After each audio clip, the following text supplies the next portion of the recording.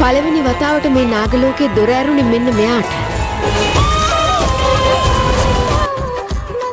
මේ පොළවට ආපු පළවෙනිම නාග කන්‍යාව තමයි ශිවන්‍යා.